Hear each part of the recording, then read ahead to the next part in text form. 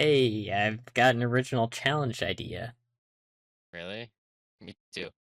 Oh, cool. You want to say them at the same time then? I'll count to three. One, two, three. Cuphead without Cuphead without moving. moving. Wait, what? Uh, What? no, I mean, did I say Cuphead without moving? I meant Cuphead without directional movement. After talking to Elder Kettle, you might think we need to immediately make an exception to the rules by walking left to leave, but we can actually exit straight to the map through the menu to get to the one exception to the rules. So, um, so that's cool.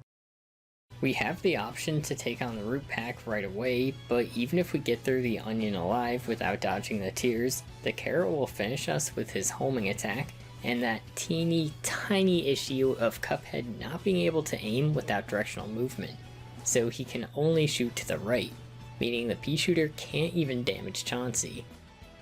To get more shots, we'll have to do the run and gun, or in this case, in gun, I guess. We can't beat Treetop Trouble since it requires you to move left past a large gap, so our only hope is resting on Forest Follies, as we can't even go to the DLC yet. And it turns out Forest Follies without directional movement is pretty hard.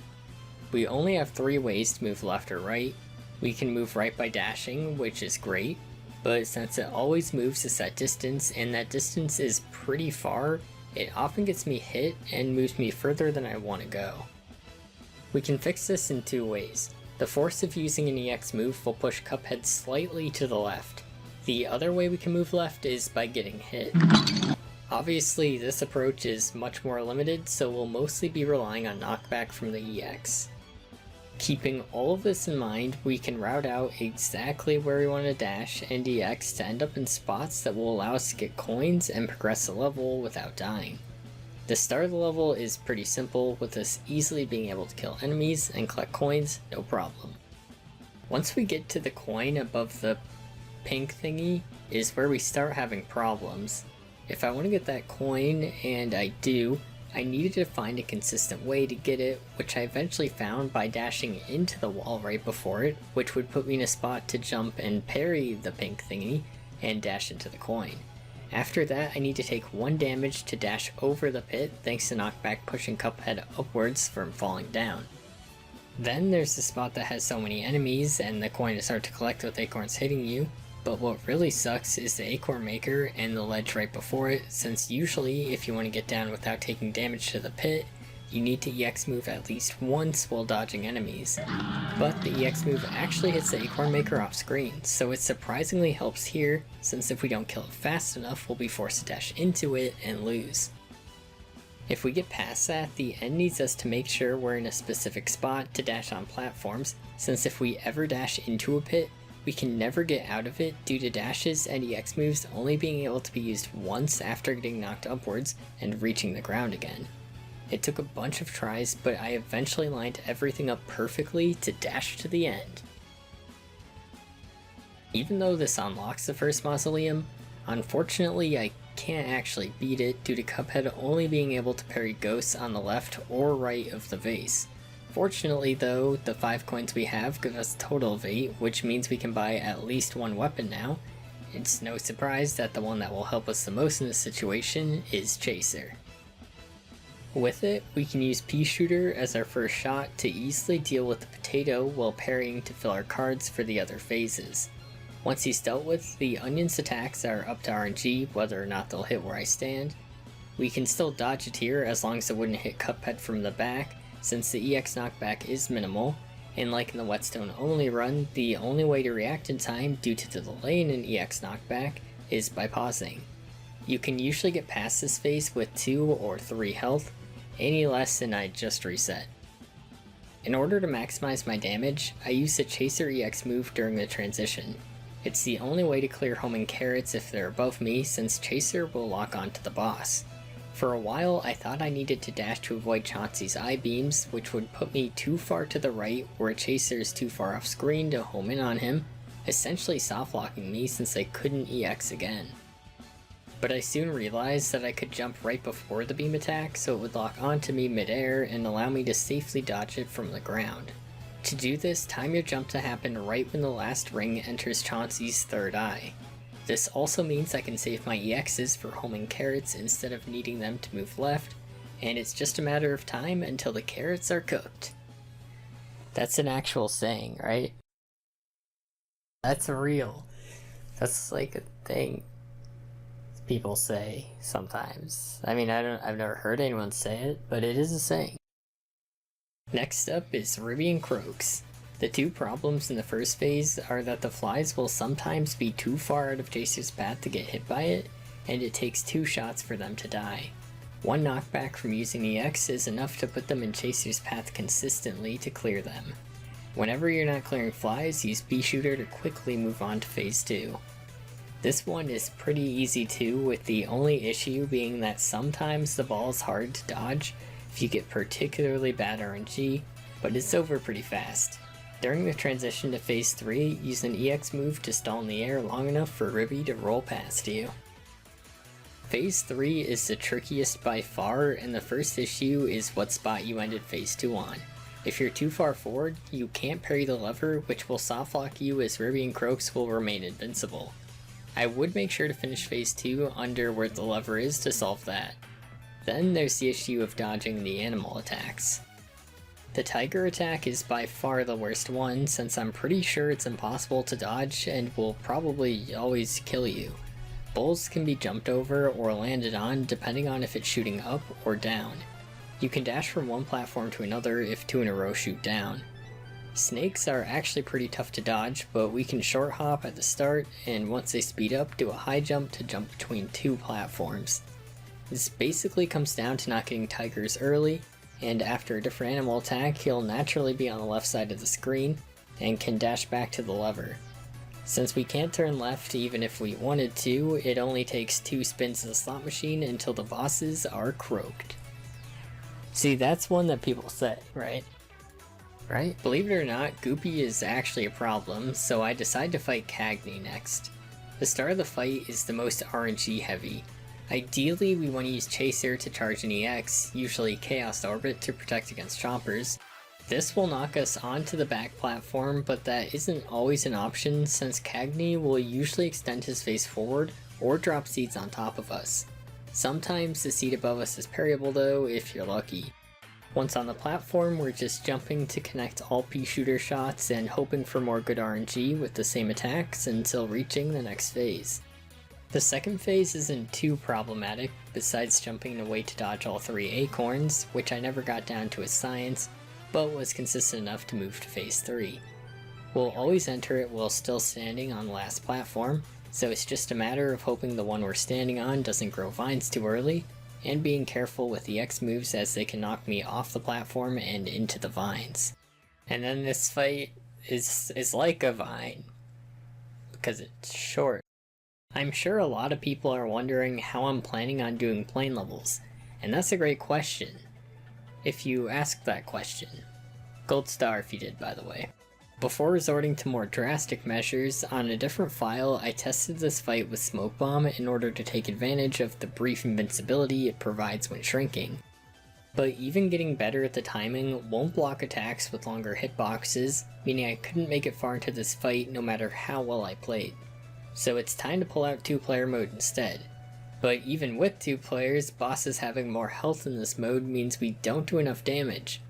However, the other advantage is that players can revive a ghost who gets invincibility frames for a brief but noticeably longer amount of time than Smoke Bomb, which can allow that player to revive the other one.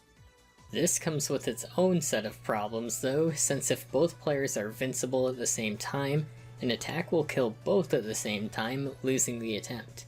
There is one little exploit we can use to work around this, however. Player 2 is normally able to spawn into a level at any point, with the downside being that they only spawn in with 1 HP, so this doesn't seem to help much. But what's so exploitable about this is if player 2 drops out of the game after dying, or really any time, they can immediately rejoin the game again, effectively giving them infinite lives and invincibility from rejoining if timed correctly. This may seem like an easy solution to all my plane problems, but it is so much easier said than done for 2 reasons. 1. The invincibility from player 2 joining, well longer than invincibility frames after taking damage, is still pretty short, so mistiming joining by a little bit can still have both players die at once. 2. Ghost travel up before being parried, so eventually player 1 will be on the top of the screen. As we don't even have access to bombs yet, this will softlock an attempt, as Hilda's last phase doesn't take any damage from bullets since we can't shoot the face. Both of these problems can be solved by getting better at the exiting and rejoining timing. There's a short delay between the screen that shows that player 2 joined and when you can actually perform your next parry. I eventually got used to the duration of invincibility frames and would exit the game with Mugman a couple of seconds before Cuphead would get killed, and then rejoin so I could immediately parry him to minimize the amount of height gained, which would allow the final phase to actually be damaged until Hilda was seeing stars. Oh yeah, also I'm playing both characters myself, so that makes this harder since I'm pressing double the buttons, but it also makes exiting and re-entering easier to time. If you're wondering, I'm using the same keyboard to play both characters, since I didn't have another remote with me at the time, which is also probably easier. Okay, Goopy was probably easier than that. His first phase is a matter of RNG and hoping he doesn't bounce on me and he extends his phase forward while I'm out of range. It takes a handful of tries to get past this phase again each time I retry, but by using Chaser while he's behind me and jumping, and P-Shooter whenever he's in front of me to maximize damage, I can get to phase 2. The safest spot during this phase is to be touching the left side of the screen, which we can do with the X moves now, since using them sooner would get us hit in phase 1. His hurt box means I can connect all P-Shooter shots by jumping with him, and again, you have to hope he doesn't jump into you, which is more rare during this phase due to where we're standing. It's more common for him to hit me with his boxing glove since I can't duck, making it unavoidable. This phase is pretty short, and once it ends you can damage him before he turns into a tombstone, unleashing all stored up EX moves once more. Just make sure the tombstone can't drop at an angle where it will hit you after one dash, and Chaser should allow Goopy to rest in pieces. But hey, you're probably wondering why I'm not using 2-player mode to make every fight easier, and that's because my rule with 2-player mode is to use it only when it's a necessity, so for this challenge it's only allowed for plane levels and Mausoleums. Wait, did he just say Mausoleum? By having one player dash once and the other twice, one can clear Ghost on the left while the other clears the right. This isn't even necessary this time, since it alters Cuphead's starting position, allowing one dash to put him right on the vase so he can clear all ghosts himself. Either way, it's not too bad this time around. This unlocks Super Art 1, which will be extremely useful throughout the entire challenge, but most importantly, freeing Miss Chalice gives us access to Aisle 4. Without using any coins, we get the Astral Cookie to play as her, and of course, after picking up some coins from the King, we buy the best shot for this challenge, the higher damage version of Chaser, Crack Shot. I know I could have gotten these earlier, but I wanted to see how far I could get without the DLC, and let me just say, Beppy and Baroness looked possible, but would require incredible RNG and skill to beat without the DLC. Let's see what Baroness von Bonbon's fight looks like with Miss Chalice. The waffle is no real issue unless you get particularly unlucky with it flying into you. The candy corn is much easier to dodge thanks to her double jump. With Cuphead you would have to predict if it was going to move up or keep moving at you in order to not land on the moving platform, and without moving, the jump needs to be perfectly timed in order to dodge. Either way, the candy corn can still leave a minion right where you fall. You pretty much have to hope he doesn't do that since dashing messes with your positioning so much that it makes it tough to recover. So it comes down to using Crackshot and hoping he dies fast enough before that happens, which is more likely than not. The gumball machine can be a problem if you had to move forward before it spawned, but you can also ride the moving platform back and then jump so it moves forward without you. Either way, it's mostly up to RNG if a gumball falls on you, and depending on the order you fight this, an EX can knock you out of harm's way, or in niche situations, jumping at the perfect time can avoid them too. I honestly didn't find a good way to dodge the muffin at this point, so I was just hoping it wouldn't spawn and hit me 2 times. Don't worry though, I eventually come back with a better strategy to complete a certain relic. The Gobstopper homes in on you, so just lure it to the left side of the screen while using P-Shooter before dashing and switching to Crackshot. It almost always will get at least one hit on you.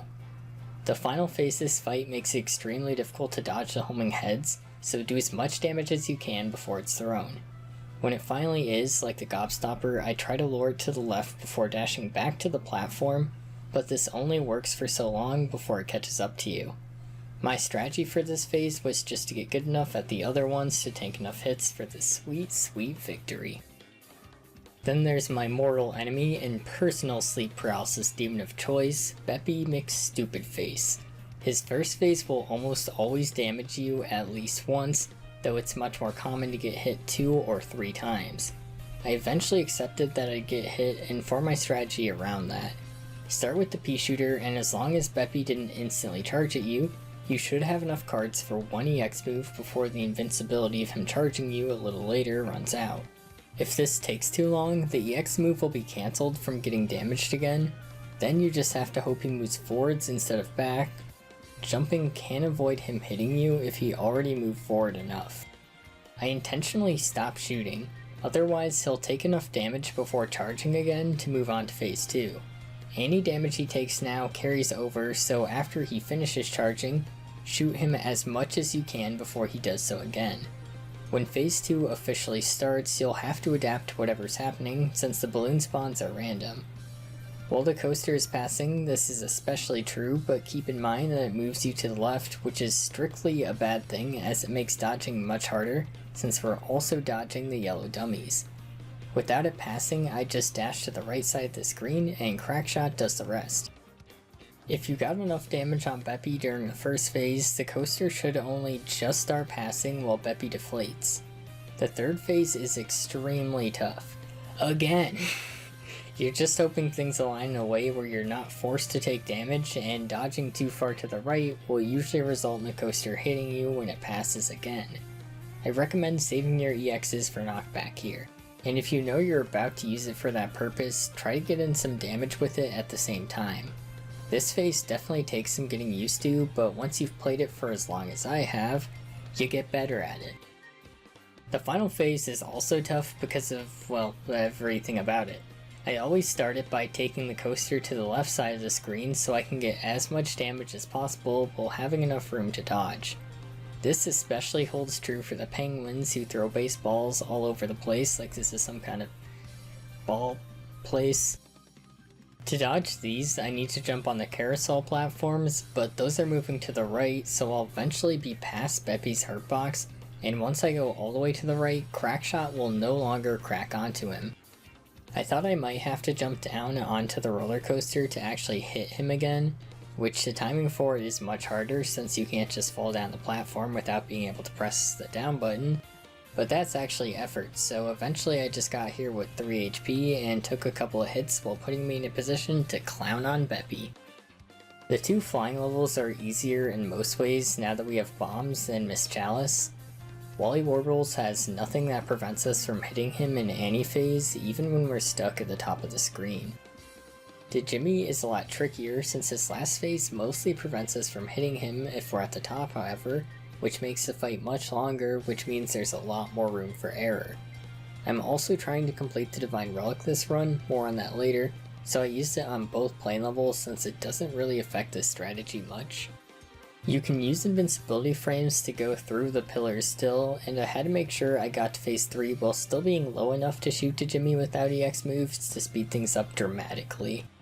The secret phase is a lot easier to do for this challenge, and I also realized pairing a player grants a card which makes the last phase much more doable since it increases our damage output greatly with homing bombs and magnets.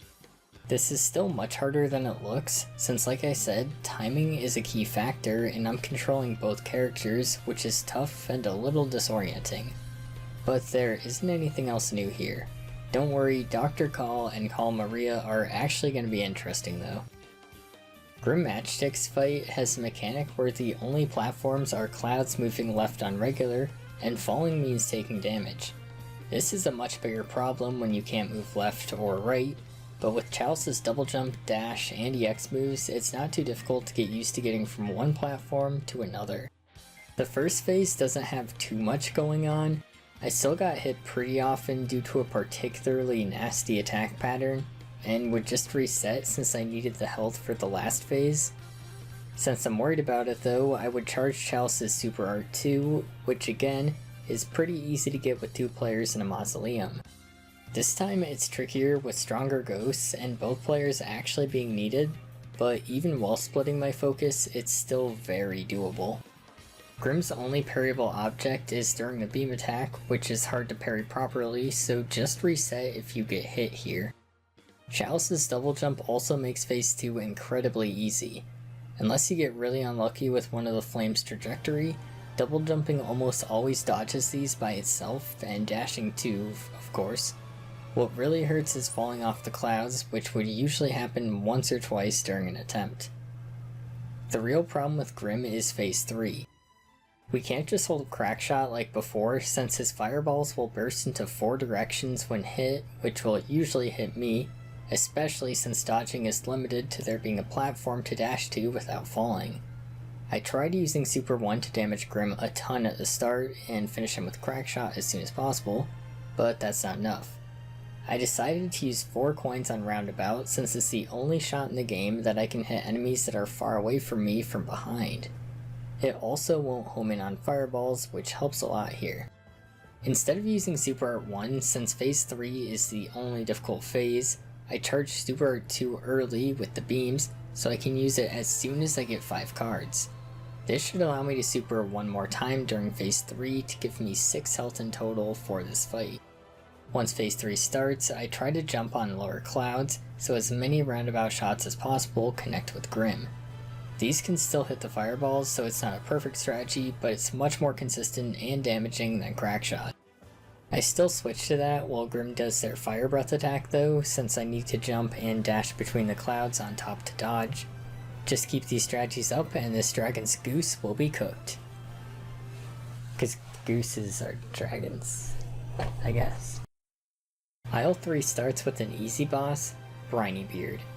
The only mild concern at the start is the barrel that falls down once above you, but you can simply dash the first 2 times that happens to dodge it, and it will be just out of range once it recharges the 3rd time.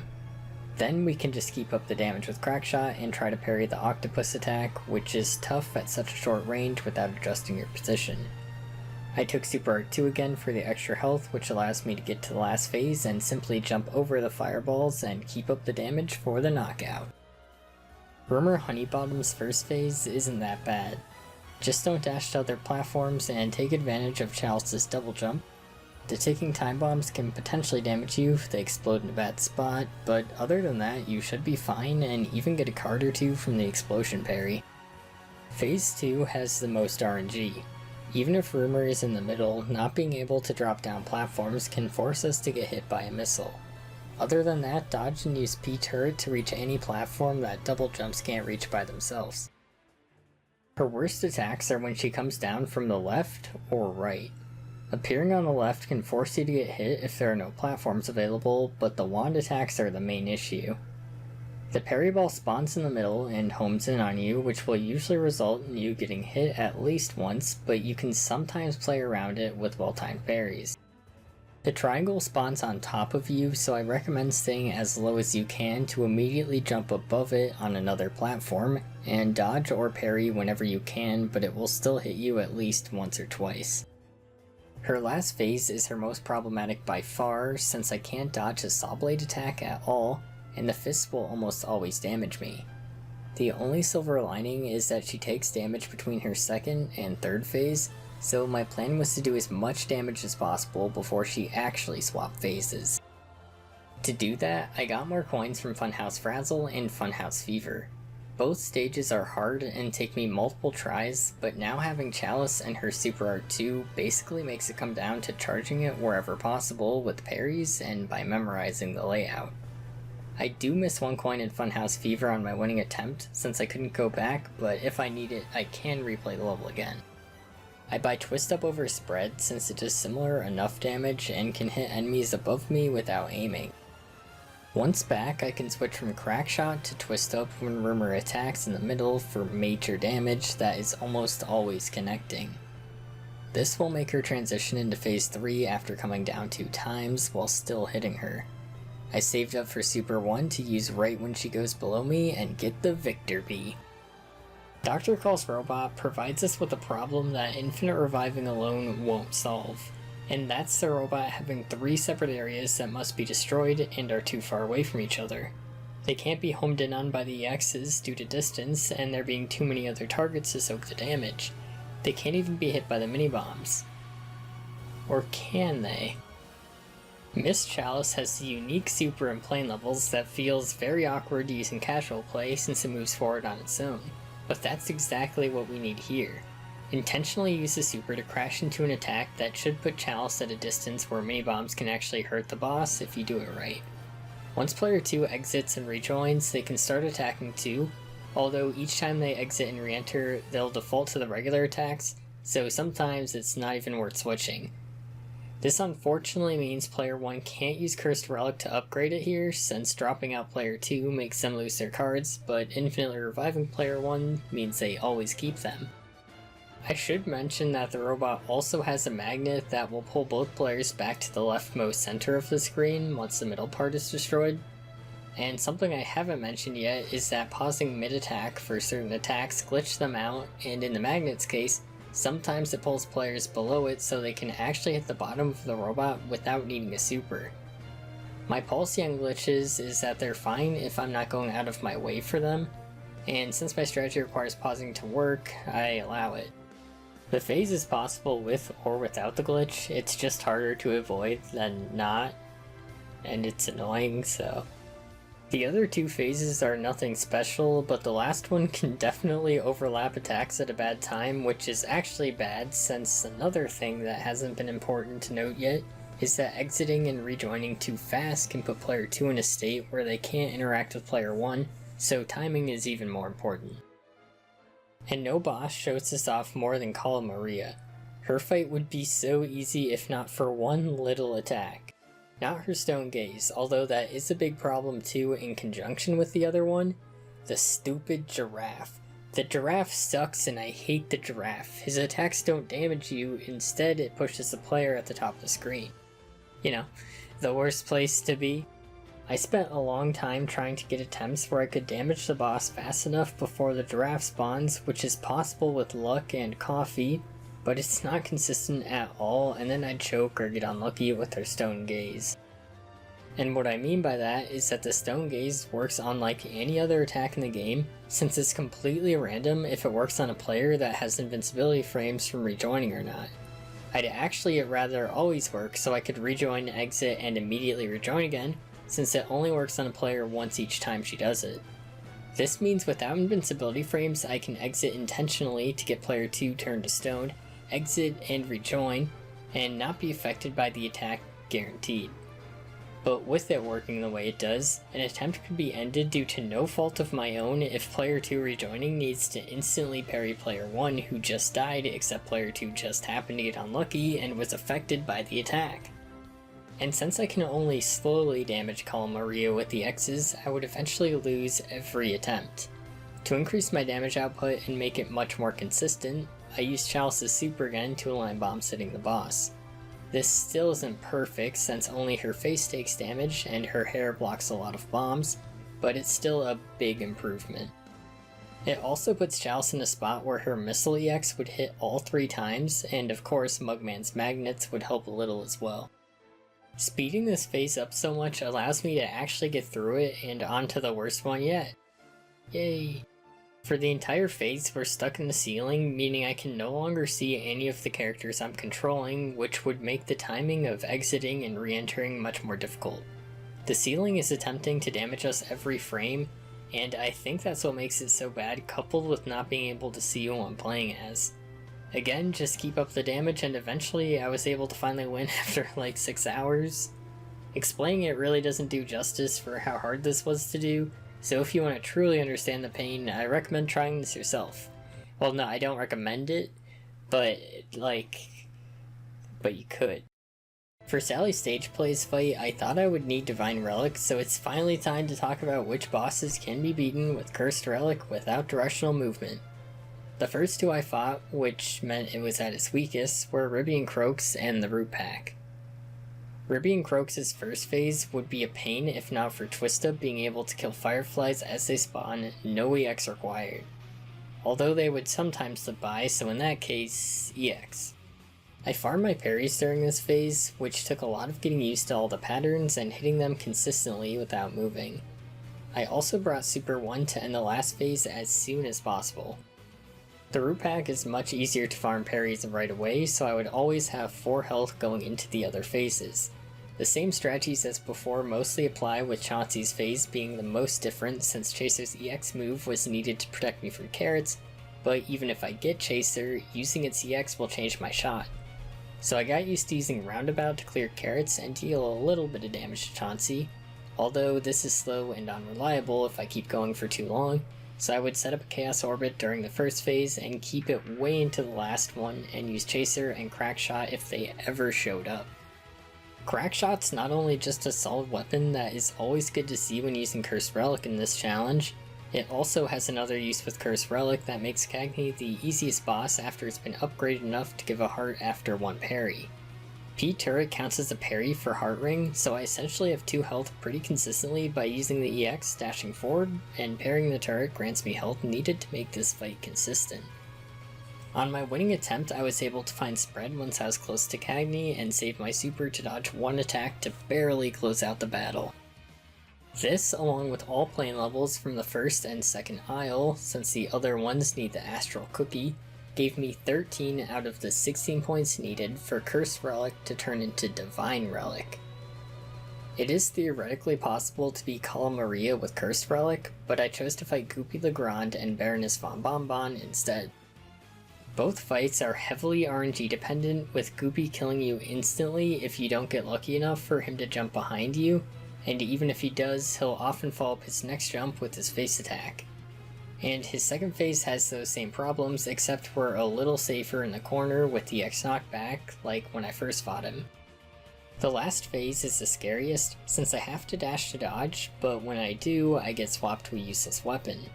Supers are more reliable than random EXs, so I charge mine to close the damage gap a bit, and the pause trick ensures no dashes are necessary until he's just about to slam down on me and I get the knockout. Now, any other boss we haven't fought already with Cursed Relic will complete the Divine Relic, and there's no better option than Baroness Von Bonbon, who is definitely the hardest boss we're fighting with this charm. Seeing Pac-Man right away is an immediate restart, as we can just barely kill it before it damages us with the X moves. Any of the other bosses are fine though. I found a better way to deal with the Muffin too. When it jumps a second time, dash forward and jump onto the moving platform.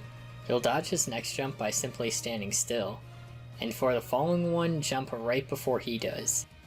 If he's first, you have to find Crackshot, which we almost always want to do no matter which mini-boss comes out first anyway. The Muffin gives us a lot of time to find it before he comes back to the left side of the screen, and you should be able to easily finish him in time. Now use the X move to parry and get extra health for the rest of the fight. The Waffle can be beaten with pretty much any of the weapons, but when he's out of range it's a good time to find Chaser or Crackshot. The Gumball Machine can be beaten with any shot, so it's just a matter of hoping you get good enough RNG to get through this phase unharmed. The Candy Corn may have required Chalice to jump over before, but this time we've got something better. Whetstone! Since Cursed Relic is one upgrade away from becoming Divine, every second parry is a Whetstone parry, allowing us to parry nothing one time to charge it while the Candy Corn is approaching, and once he's under us we can parry off of him to dodge. Baroness's last phase is the toughest by far again, with the floating head constantly chasing us. For the brief invincibility and damage needed for us to close this fight out in time, save Super 1 for when you need it and hope you find a good enough shot since you probably had to get rid of Crackshot to use your super. The Rolling Candy might even grant you 1 extra health if you're able to get a couple more parries throughout the fight. With that fight beaten, I finally completed the Divine Relic without directional movement. I never use it once. Chalice is just way better. I thought it might be good for the buff coffee effect and Whetstone parrying off of Sally to avoid her jump, but she would likely get 1 or 2 unavoidable hits in on me. If I got lucky and made it to later phases, the random shots would make me lose too quickly. I didn't want to use Chalice before since I thought that if I had to dash and got too far to the right of the screen, I couldn't finish the rest of the fight since Crackshot wouldn't be able to hit the boss, or even if I did, it would do too little damage. But the solution to this problem was once again Roundabout. It allows me to hit the boss no matter how far to the right I am, and can even hit phase 3 not only consistently, but hard enough to move on to phase 4 before dying. Phase 3 is still difficult, where I would most likely get forced into taking a hit from lightning, but the wave, which usually requires you to break the meteor and parry the star to get over unharmed, can be double jumped over and stalled by EXing to dodge it entirely, which is another reason Roundabout is so good here. But phase 2 is still such a huge problem since I'll take at least some damage there with the mouse toys. What sucks about these is that multiple fall after each other, so getting hit by one often means they'll get hit by another one shortly after. This means I have to charge my super in phase 1, so what I do now is dash only to dodge Sally landing on me, and parry the heart whenever I can. This is an extremely consistent way to get past phase 1, but it will leave me on the right side of the screen, which is no longer a problem.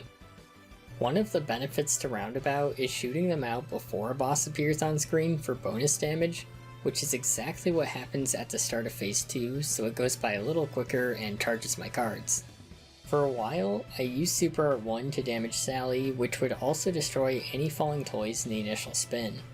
But this is pretty inconsistent since I also needed Sally to be close enough to get damage to end the phase before taking too much damage. So I eventually switched to Super 2, which had the advantage of being used as soon as it was charged, so I could use EX moves to back up, which wouldn't dodge a toy by itself, but allowed me to dash out of range of another one, so it was a lot better overall while still holding down Roundabout. That just leaves the last phase, which seemed really tricky at first due to the umbrella chasing me. I thought I needed to dash to avoid it, but once again, Chalice's double jump breaks the balance of the game and allows you to dodge it indefinitely if you double jump with proper timing while standing still. I also used P-Turret to speed up the last phase, and just cause I can't exit stage left doesn't mean she can. And let's just check my death count. Oh, plane levels. Next up is Werner Werman. His fight is pretty easy overall. You want him to attack with both possible attacks on phase 1 before he charges forward, since you'd have to dash forward to avoid damage, and even though Roundabout would work for damage, you'd be in a bad spot to deal with his toughest phase, phase 2. If phase 1 goes well, we're still standing where we started, and dashing forward unfortunately doesn't put us in range for Super Art 1 to hit him. This phase took me a while to find a safe route to deal with it, but once again, Divine Relic is no help, and Miss Chalice's double jump saves the day since you can double jump over his flame attack and EX is all in the air, so by the time you land, the attack stopped. This leaves me with enough health to steadily deal with phase 3 with Crackshot and some more EX stalling to end this game of Cup and Mouse. Phantom Express is literally a joke with Chalice and Crackshot. For phase 1, I still use Pea-Shooter and parry into the falling soap to keep the card still and farm Super 1 for later. Phase 2 can be beaten by standing still since Crackshot will kill any pumpkins trying to move the card before they can, and you're safe from every attack the boss uses at the position you started at. I saved my super for phase 3 to kill the guy on the left faster, and soon after the one on the right falls too. Phase 4 is the most dangerous but doesn't have much health, so some well-timed jumps and Crackshot should easily finish this no moving challenge. King Dice isn't actually that bad either, since we can pick which bosses we fight if we just pay attention to the order the numbers appear and dash accordingly. I also reset until hearts are on at least 2 of the bosses I'm planning on fighting. I picked Chips as my first boss since the other 2 options at this point are much harder. Chips was getting at least 1 hit on me at first, but we can use pause strats to dodge most patterns consistently, and dash forward after he moves to the left the first time to dodge the next attack. Now we're close enough where we can hit him with the on-crack Crackshot for extra damage. Keep this up for a bit and the first mini-boss is down. Next up we'll choose Pip and Dot. This is a little tougher since the platform is constantly moving to the left into a wall of spikes, but we can see which of the moving platforms have spikes, so we can jump to stop the platform from moving us with it, and time our dashes to get over the spikes. We can also stall with the X's to dodge tougher patterns. Being able to parry some attacks also keeps Super Art 2 up more often. Next up is my boy, Mangosteen.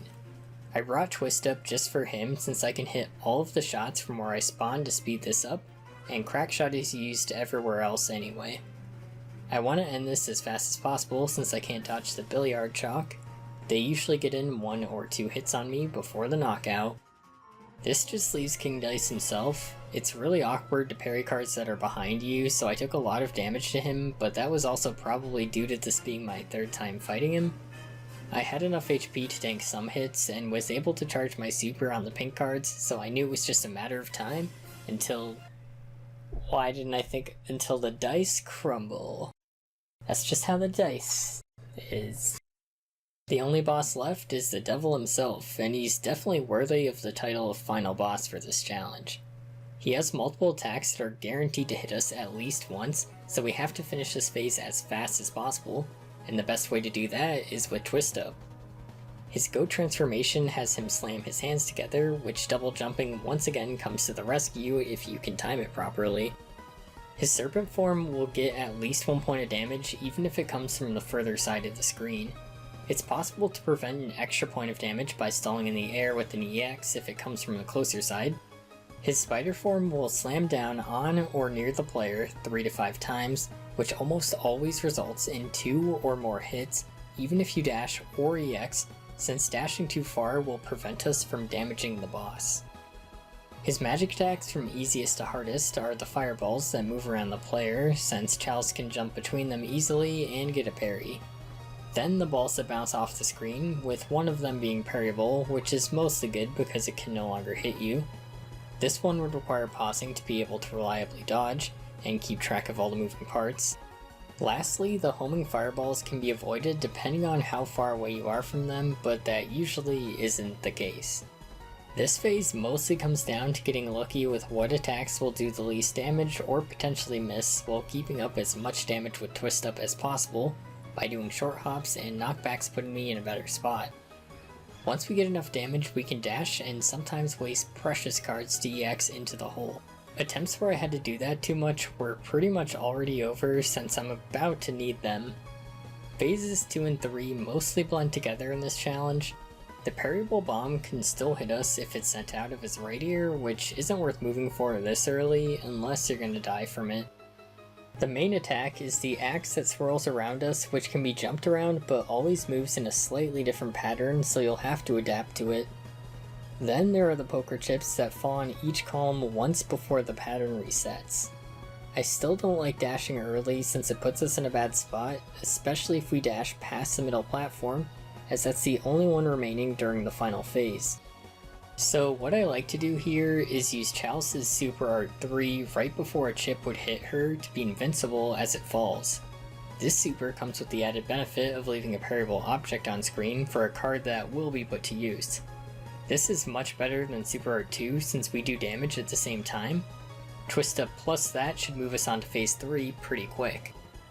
Phase 3's main difference for this challenge is that I'm not able to hit the boss with Twist Up as much as I could before, although I think it's still more damage than Crackshot as long as I'm accurate. The attacks are all over the place, so we're just hoping we're not cornered too early and can dash the middle platform to dodge a falling chip since we're about to move on to the final phase. Once there, we switch to Crackshot to avoid the chips for as long as possible, and I saved enough super to dodge again, keeping us alive long enough to send this devil straight to heck.